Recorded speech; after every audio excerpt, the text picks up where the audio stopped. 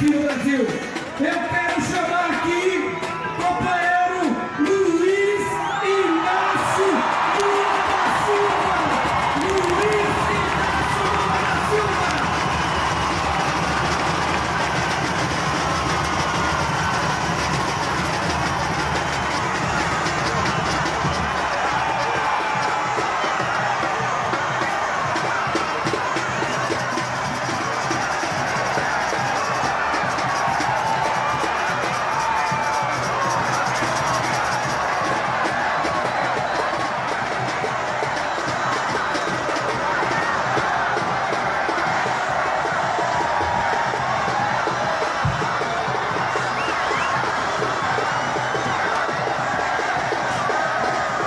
Queridos companheiros e queridas companheiras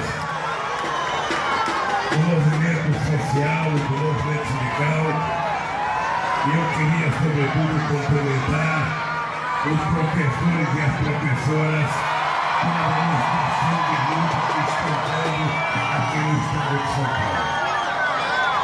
Eu certamente não tenho nada para acrescentar depois do discurso do oficial e do discurso dos dirigentes sindicais. Mas eu queria que vocês levassem para casa uma certeza. Está ficando cada vez mais claro que o golpe dado neste país não foi apenas contra a Dilma, não foi apenas contra os partidos de esquerda. O golpe dado neste país foi para colocar um cidadão sem nenhuma legitimidade, para acabar com as conquistas da classe trabalhadora ao longo de anos e anos e anos, com a reforma trabalhista e com a reforma da Previdência Social. O que está por detrás disso é que, embora o governo seja fraco, embora o governo não tenha nenhuma representatividade, ele conseguiu montar dentro do Congresso Nacional uma força política que quase nenhum presidente eleito conseguiu. E toda essa força política está predestinada a tentar impor goela abaixo da sociedade brasileira uma reforma da aposentadoria que vai praticamente proibir que milhões de brasileiros consigam se aposentar, que vai fazer com que os trabalhadores mais pobres desse país, sobretudo os trabalhadores rurais desse Nordeste, passem a receber metade do salário mínimo, sem ter noção do que esses trabalhadores representam na economia das pequenas cidades desse país. E o problema não é de dinheiro. O problema não é de dinheiro. Eu gostaria que o Meirelles estivesse ouvindo.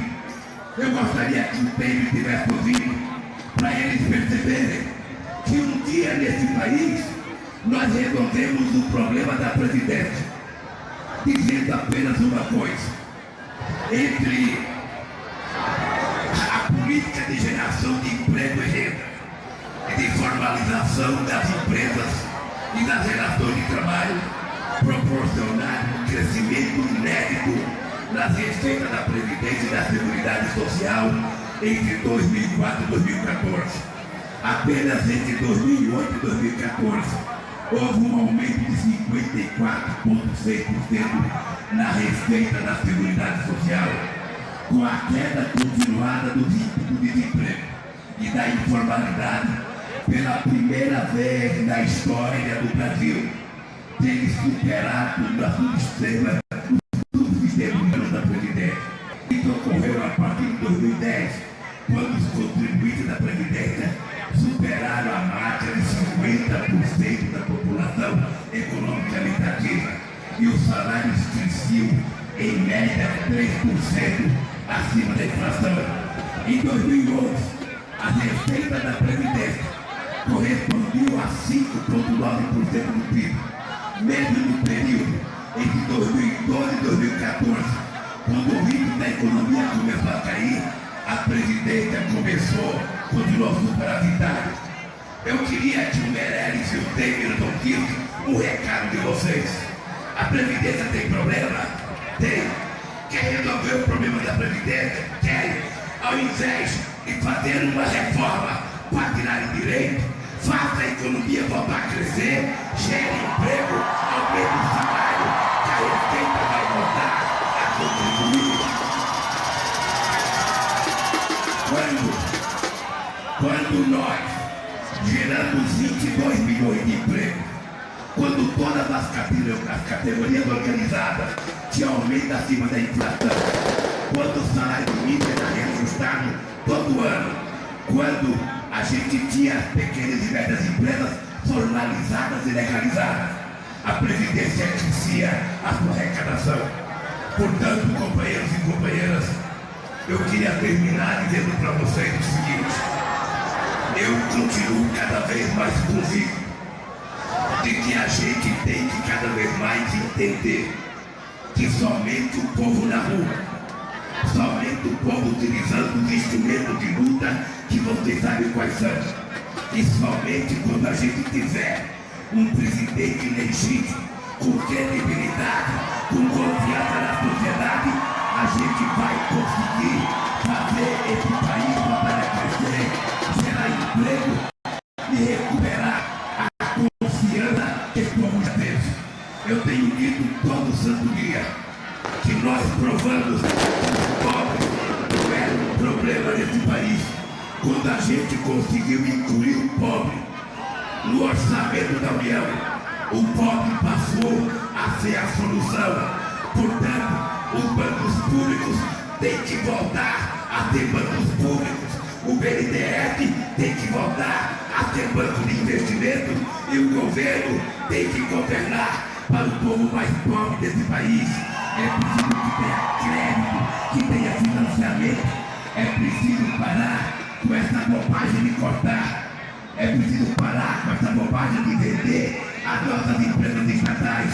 Estão desmontando a indústria naval, estão desmontando a indústria da construção civil, estão desmontando a indústria de óleo e gás, porque quem não sabe governar só sabe vender. O Temer, ao invés de ser presidente, poderia ser diretor da estação comercial para vender o que era dele e não vender o patrimônio do povo brasileiro. Portanto, companheiros,